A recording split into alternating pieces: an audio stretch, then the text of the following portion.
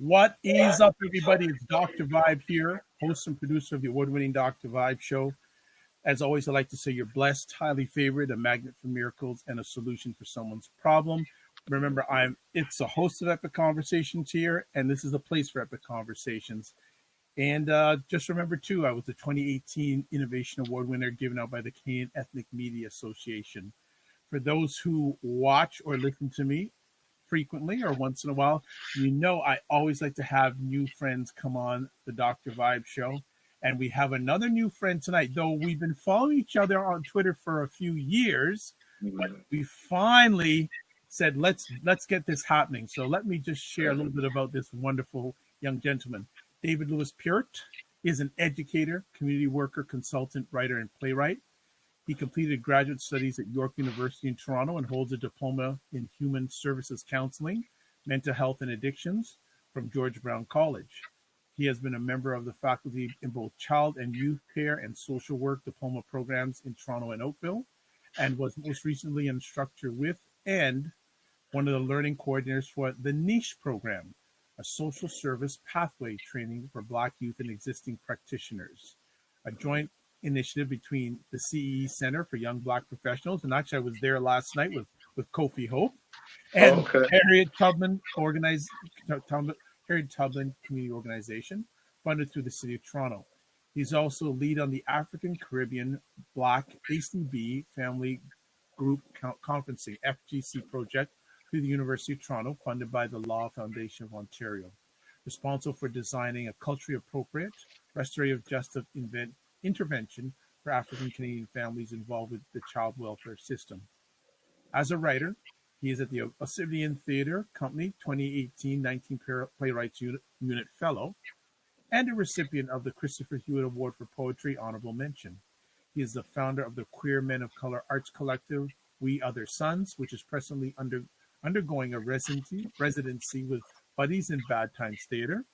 He has regularly contributed to publications such as CBC Arts, Huffington Post Canada, which we'll get into a little bit tonight, and byblacks.com. And tonight we're going to be chatting about Black masculinity. And welcome, David. Thank you so much for taking time in your positive schedule. How are you? I'm all right. Thank you. How's the day been? Full. After that bio, if your days aren't full, then I think that bio does not do you justice if your days aren't full. My words. Well, this is good. And again, thank you. I know you have a lot of meaningful, positive things going on, so I appreciate you taking the time to share with us. As always, with new friends on the Dr. Vibe show, can you share a little bit of the younger David days? We know what you've been doing now, but where you grew up, life growing up, etc. Okay. I'm from Toronto, born and raised. I grew up in the St. Clair and Vaughan area as a younger person. My family's from Jamaica originally, and for a time I lived in the care system, and so I was a former child in Children's Aid Society. And yeah, I grew up in Toronto and sort of cut my teeth here, and I ended up getting into community work and social service work, mental health, because of some of my experiences in the care system. And yeah, spent the last maybe 15, 16 years working with children, youth, and family in a number of different capacities. And then most recently doing education, so teaching and consulting. And now I do a contract with the City of Toronto and do work around anti-Black racism with the Confronting Anti-Black Racism Unit, and then freelance, like Huffington Post. Nice. Can you revert back to the days being in the care system? What memories, if any, do you have of those times? And I know probably they were not always pleasant. Yeah, so I was in the care system from about 10 to 14.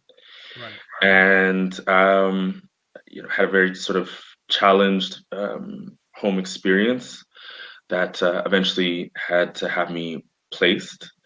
I was a society ward, is what they would call it. And for a time, I sort of bounced around from group home to group home and foster home to foster home. And I would say as much as it sounds like a bit of a sob story, and there were definitely moments where it wasn't as pleasant, I found my time there to be really helpful. Um, I had a lot of opportunities that were provided through my time there that wouldn't have been given to me had I stayed at home. Um, and I credit some of the folks that I met there, some of the child and youth care workers that I engaged with, the family service workers that I had, for really helping to get me right and back on my feet. And I wouldn't really have been involved in the kind of work that I've been able to be involved with had it not been for that kind of intervention in my life. I would have ended up, I think, in a lot of ways, the statistics that so many young people who engage in a multitude of systems, whether it be child welfare, or mental health, or criminal justice, end up in. So yeah, it wasn't the most idyllic, but it really did save me in a lot of ways. And so it wasn't all bad. Okay. When did you realize that child welfare would be part of your passion, part of your journey? Like I said, I had some really great workers Yeah. who, and some not so good ones. And both of them, I think, helped sort of usher me into doing this work. And so I sort of made a personal commitment to myself to not be like some of the crappy workers that I saw in my time, and then to follow in the footsteps of some of the really amazing ones, and some of whom were Black men. And yeah, like that was, I think, my first. I wanted to give back in the ways that I felt like I had received and been poured into. And so, yeah. When you decided to go this route, did anyone provide pushback or say, you know what, we don't know if you're doing the right thing. Like, look at what you've been through. Why are you going to go into something that provided you with some challenging moments in your journey? I think the only sort of not so awesome feedback that I got early into my studies was some from family. Some of my older brothers were a little wary about me going into like social services. Like, what? There's no money in that. There's no future in that. And then for some of my supervisors, I remember doing a placement when I was in college and having a really horrible placement experience. And one of my placement supervisors essentially saying to me that, this was not the line of work for me, that I should go about finding another kind of employment journey and career journey. And he said in not so nice words before kicking me out of that placement. And I'm sorry? Kicking you out of the place? He kicked me out of the placement. He kicked me out of the placement. And it took me an extra year to complete my studies. I had worked all through college, and I was living on my own at the time and had my own challenges. And so, for a time, I was like, maybe he's right. Maybe I'm not the best suited for this kind of work.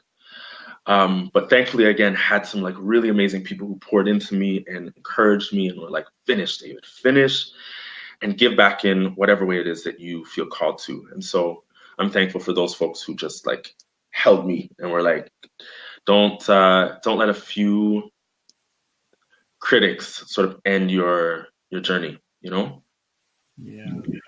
Like I always say, they never build a statue for a critic, right? Right. Good stuff. Well, you know what? Let's get into, there's so many avenues we can talk about Black masculinity, but also I think we'll lead into that by giving a little background. And for those who haven't checked out, David has written a number of wonderful articles on Huff Post Canada's website. Please go check it out on Black masculinity. So let's start down that journey. How did that come about? Did they approach you? Did you approach them? How did that happen? Yeah. So Huffington Post Canada, or HuffPost Canada, reached out to me in early 2018. An amazing editor over in the lifestyle part of Huffington Post, Lisa Young, reached out to me to possibly do a piece on Black masculinity. This was around about the time that Brandon Hay was involved in curating a event at the Harbourfront Centre, and I was invited to write an article for Huffington Post. I had been interviewed earlier in 2017 as part of an article series that HuffPost did on mental health. And so I was sort of invited to come back and possibly write this article. They were interested in just a short piece on Black masculinity based on the conversations that were happening through Brandon Hay's event. And so what was supposed to be initially like this very small one-off ended up expanding into something a bit larger. And I proposed having a few more conversations. In fact, I sat down with 12 men in the Black community from across, different backgrounds and experiences to get their sort of insight into what Black masculinity meant for them. Initially, I sort of felt ill-equipped to speak to or speak on behalf of Black men around what that meant. I myself was sort of figuring out and still am figuring out what that actually means. And so I thought if I invited more folks into the conversation, perhaps we could get a better picture. And so there were 12 individuals who answered that call out and contributed to this series. And so it's a 4-part series that began in 2018.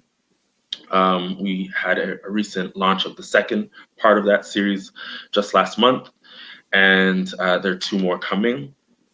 And folks from, our first set of guests were on that piece was Ja Gray, a well-known local photographer whose work really explores masculinity and vulnerability.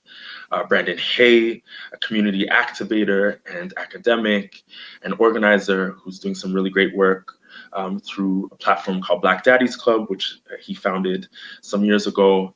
Travoy Deer, who is one of the originators and founders of the Black ballroom scene here in Toronto. And then more recently with this recent article, Jordan Vieira, the late Jordan Vieira, a well-known poet and community activator and activist and educator. Darren Anthony, a playwright and writer. My word, I'm having a mind blank. Okay, take your time. Who is a performer and former rapper, and Mick Carter, a teacher and a stylist and designer who does some sort of gender transgressive and pushing designs for non-conforming men. And folks who don't identify, non-binary folks. And so those are the sort of initial articles, and we have some amazing folks that are coming up in the next 2 installations. But the conversation was full. Like each one of them brought such rich insight into what does it mean? No one had like the perfect answer. Like, everyone sort of felt like it was a definition in discovery. Right. But I loved the opportunity to just hear from my peers around what it meant for them. What process did you use to choose the individuals for the articles? What basis did you use? And the second part is, did anyone say no? Yeah, some folks said no. I had a couple of folks that I reached out to who felt like it just wasn't a conversation that they felt that they wanted to be a part of.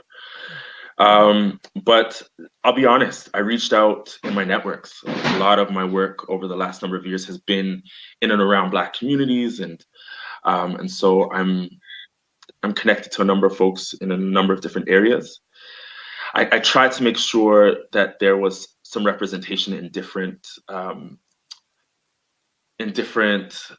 arenas, and so making sure that there was a good representation of intellectuals and artists and academics and activists and folks who identified as gay, and those who were sort of gender non-conforming, those who were fathers, others who had sort of very different experiences of what it meant to be a man. I wanted to make sure that enough kinds of representations got met. But I'll be honest, I sort of swung my net within a number of circles that I was already connected to.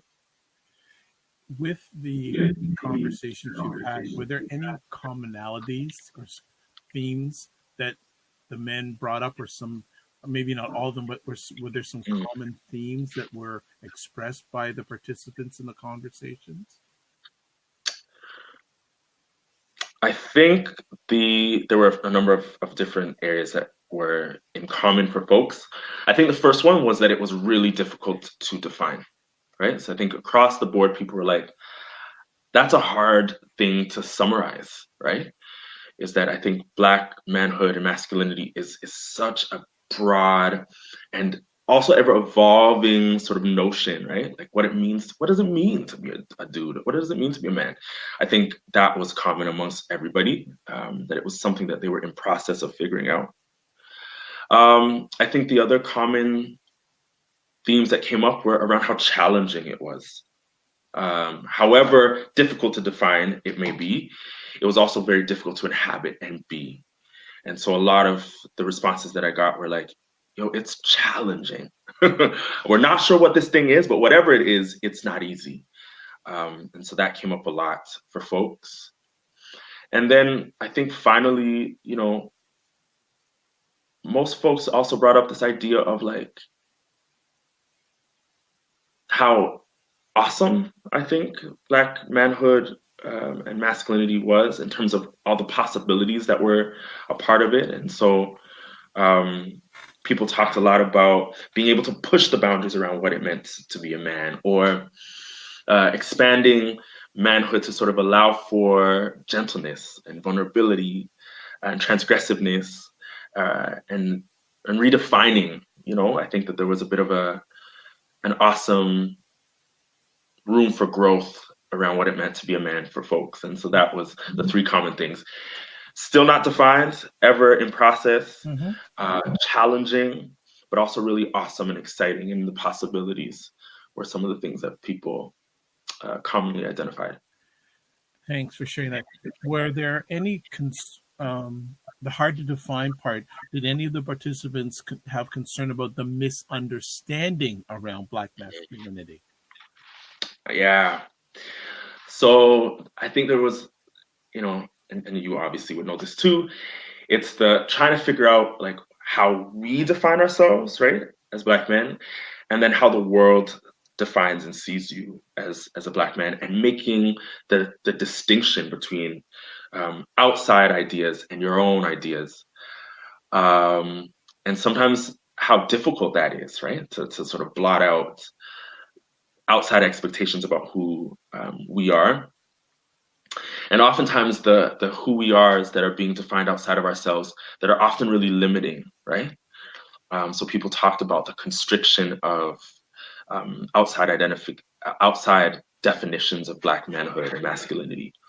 This idea of being stoic or aggressive, detached, aloof, removed, uncaring, unkind, all these sorts of scary, are things that people sort of brought up as being like these weights that they carried and oftentimes had to like shrug off in their self-definition, Yeah, it seems like they were saying it's almost like a two-prong attack. There's the inner, and there's the inner attack, and then there's the outer attack. Yeah. And the tension, and the tension of fighting battles within and fighting to define self for self, and then fighting those battles without and trying to make clear the distinctions between what others are saying about who I am and how it is that I see myself. In any of the conversations you had with the participants, did anything come up about their fathers?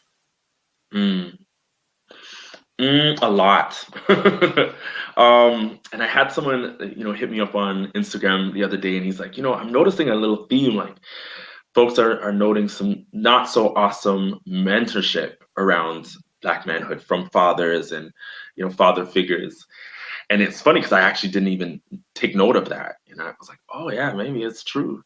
A lot of the folks that spoke with me spoke about sort of incomplete and partial and sometimes not so helpful ideas about manhood from fathers and the men in their lives.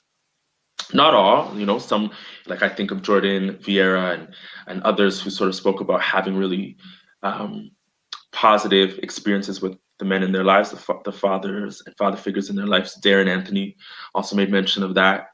But it's true. There was a lot of stories shared about just really not very expansive,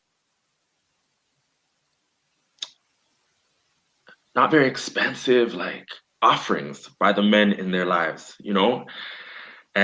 but even in that, folks being able to sort of also name that fathers and father figures can't offer what they haven't been offered, right? And so they give what they got.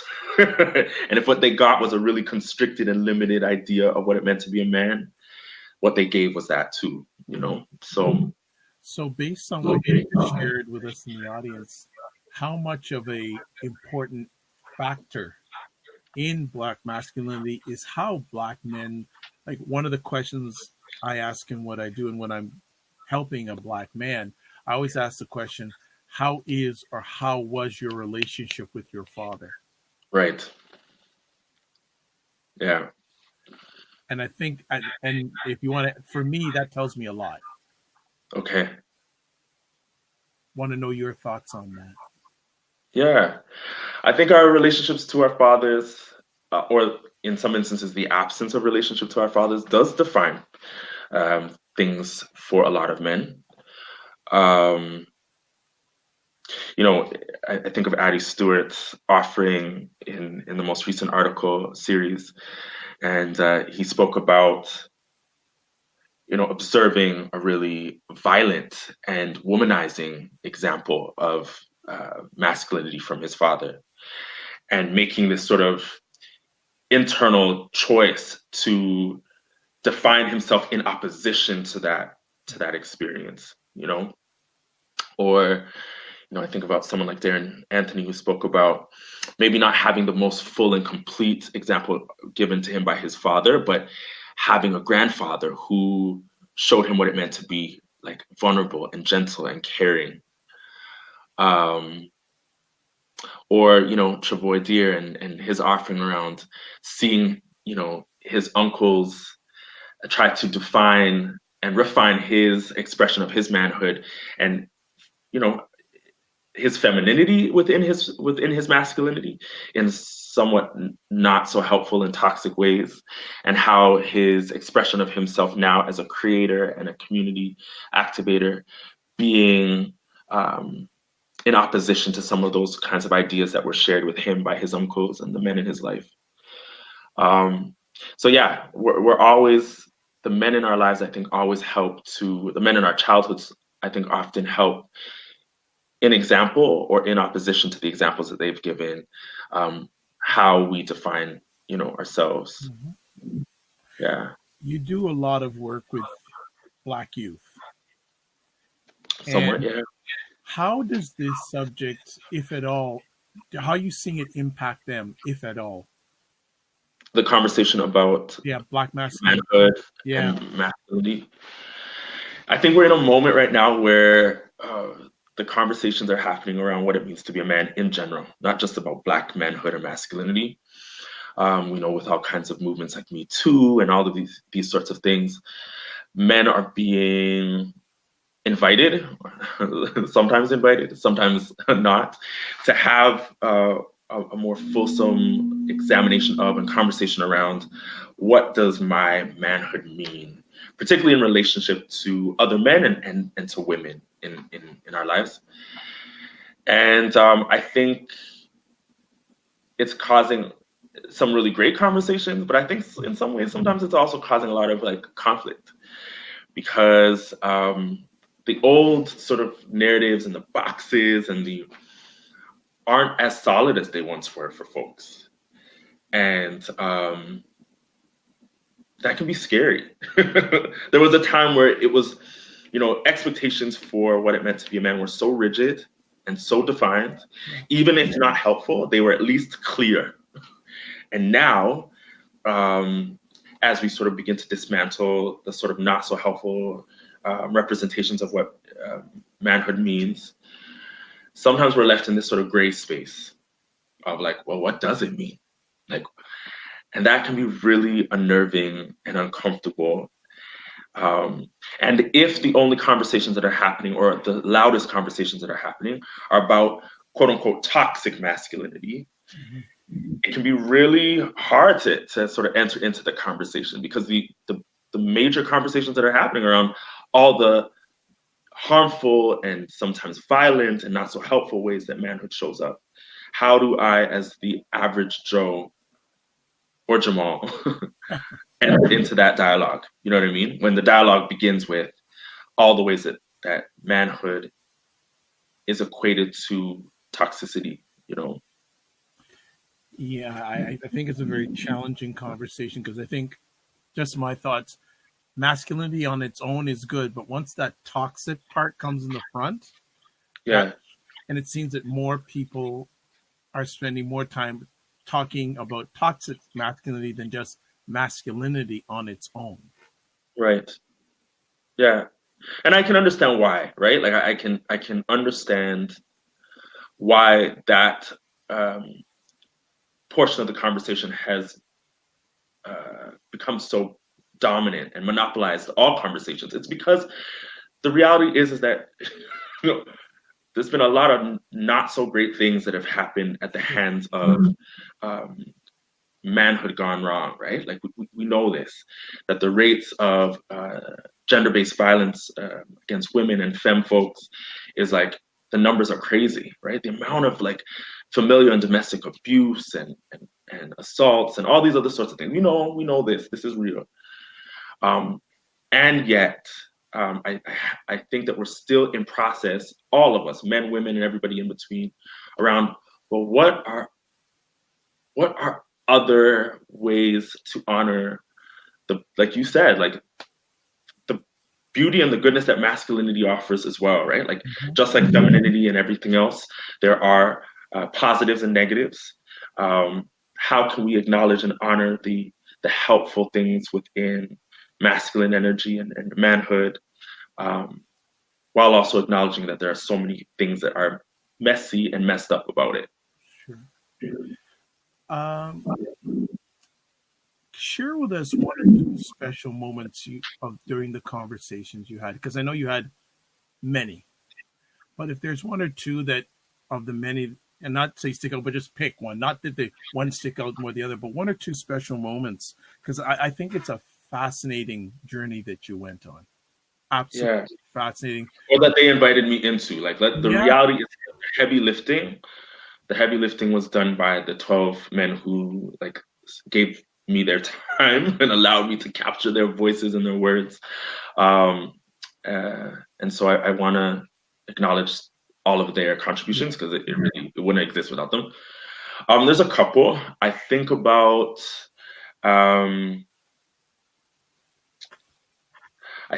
folks like Omar Rivero, who is many things, a jack of many trades, but who talked with me a lot about not only his identity as a man, but what it meant for him to also be a father in the midst of redefining his manhood and actually pushing past it, right? Like even for him, this idea of leaving behind legacy. Not only about legacy, but one of the things that he offered up was trying to push past manhood, and like he doesn't identify himself in that way necessarily anymore, and is able to sort of hold that truth while also being a father, and rearing a young daughter, and trying to be and offer an example of fatherhood that isn't restricted to and defined by sort of old ideas of what manhood and masculinity should and could look like. I think about Jagre, as a photographer and a visual philosopher who speaks really candidly in his segment about his transition, and how that's afforded him a different kind of insight in what it means to be a man, because of his history. And then I think of Jordan, Jordan Vieira,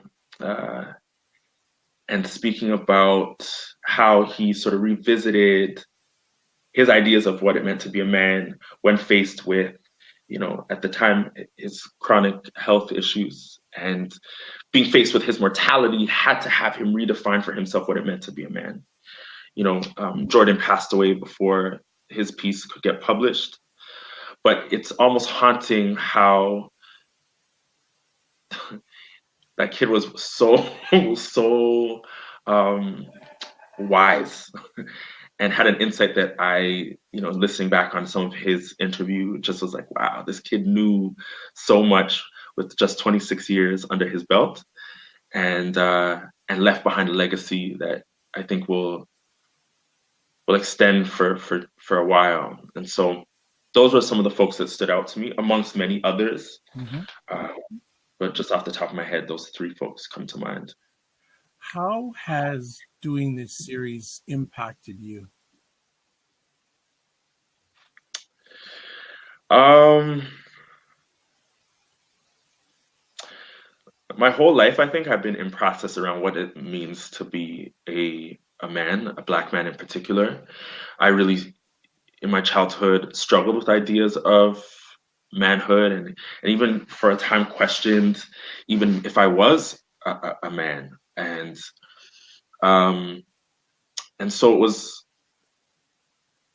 interesting to hear other men from such very different backgrounds than me in some instances speak about how those struggles were universal. Like, I thought it was just my own experience being queer and having some gender, questions and confusions early into my life, and realizing actually across the board there, it seems like men of all different backgrounds and locations have had questions about what does this freaking mean. And so I think I felt not so alone after these interviews. I'm like, oh, we all are trying to figure it out. Oh, okay, none of us know what the hell is going on. Awesome. I thought I was a bit of an alien, and I'm not. We're all trying to figure this bloody thing out. And so that's the big takeaway, I think, for me over the course of the last 2 years. With the world as it is today, is trying to figure it out getting any easier? What body language? Oh, like I said, right, we're in this deconstructing period, right? We're in this tearing down period, that all the sort of old institutions and ideologies are being troubled and challenged. Great. Because we know that there's a lot of old things, ideas, institutions, traditions that just didn't and no longer work. Right. And in the tearing down, that's bloody scary, because not many folks have offered up or ushered in yet the alternatives. We're still figuring out, okay, like, we know that this doesn't work, or these particular things of the old no longer work. What the hell is going to replace that? And I think that that's a scary and confusing place to be. And that's not just around the conversation about what it means to be a man. We're seeing that happen in society at large. Like, what does it mean to just be? Religion, is being challenged. Governments are being challenged. National and cultural identity is being challenged. Gender is being challenged. And everybody's going, there's a comfort in even in the like restrictive and constrictive old ways of being. And sometimes during these times of challenge and during these times of upheaval, there's a tendency for some of us to sort of revert back to old ways of being, right? And so conservatism of all sorts, religious conservatism, social conservatism, all kinds of conservatisms, end up re-emerging with a force and a vengeance, because at least within those ways of being, there's some knowns or seeming knowns. I wouldn't say that they're actual knowns, but they seem familiar and solid.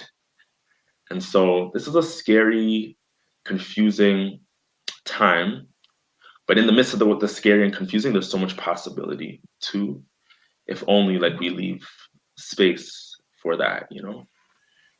So as we start winding down the conversation, like to know, I always like to, as much as possible, end off with calls to action. Mm. So when it comes to Black masculinity, what is your message for those who are not Black when it comes to Black masculinity? My commentary for those who aren't Black. So I know that the question that often comes up is, well, what's the difference? What's the difference between Black masculinity and every other mask?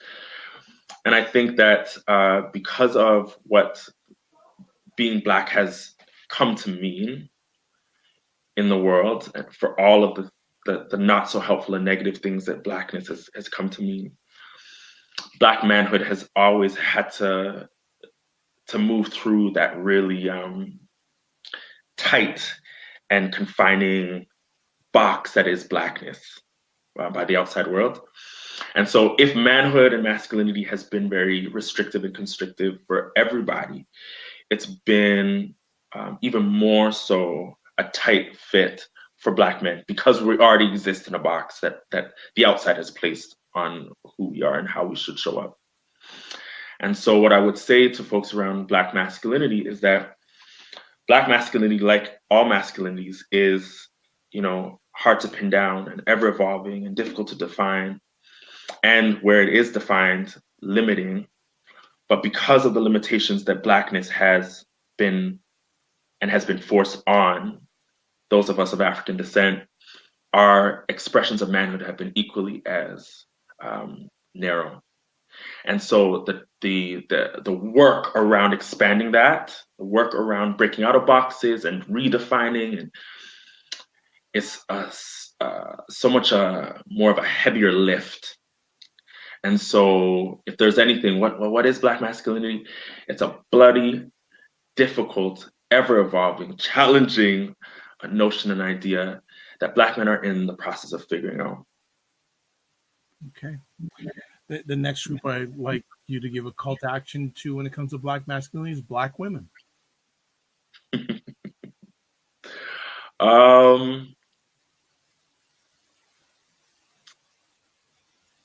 I think it doesn't change. Okay.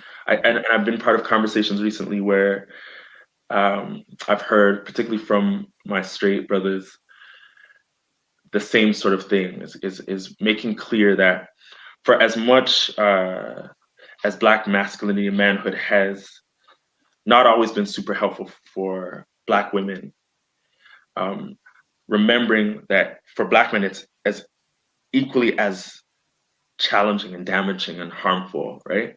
Is that if there's ever been a need for like compassion for Black men in this process of redefining self in this ever-changing world, it's now. While still being able to hold the truth of the fact that, Black men haven't always been super great in all instances to Black women. We can hold those two truths at the same time. Black manhood hasn't always been awesome for Black women at all times, but that there's a need for grace and space and holding Black men in a place of compassion as we all figure this bloody thing out. Okay. And then finally, what's your message to Black men when it comes to Black masculinity?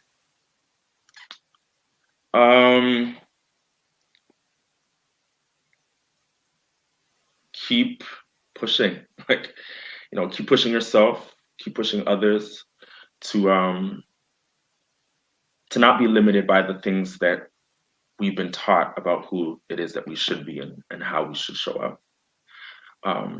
Allow yourself to be transgressive in whatever ways that if that means in terms of showing your vulnerability, if that means how you parent your own kids, if that means how you are in partnership with the women or men in your life, keep pushing yourself beyond old ideals, even when you don't know what that looks like at all times. You know. Good stuff. Well, I'd like to thank you for taking time out of your positive, productive schedule to share with us. What's up next for you on the journey? I'm writing. So I'm in the process of doing some writing work and working on a book of poetry and completing up a residency with a theater company in the city, and trying to share stories of Black folks and folks of color and queer folks and myself through story. And so that's what I'm involved in right now. Excellent. If people want to get in contact with you, how can they do that? Twitter, Facebook, David Lewis-Peart, on all those platforms. Shoot me a message and let me know that you're interested in having a dialogue, and I'm around. So I do a lot of teaching in the city, and so come out to a workshop or one of my classes, and fantastic. Well, thanks again, David. We'll put up all that contact information where people can reach out to you on the repost of this epic conversation. I am Dr. Vibe here, host and producer of the award-winning Dr. Vibe Show, the home of epic conversations. I'm the host of Epic Conversations 2018 Innovation Award winner given out by the Canadian Ethnic Media Association. I'd like to say thank you for everyone who watched or listened to this live or on the replay. It's appreciated and not taken for granted. As always, I like to close out my conversations like this. Live your life as a dream. If you can dream it, you can make it. Sometimes you have to get smaller to get stronger. Block assumptions and then aim bigger, aim better, aim higher, aim wider. And if you want to find out about me, the best place to do is go to the website. Go to my website, thedrvibeshow.com. God bless, peace be well, keep the faith, and walk good. Good night, everybody.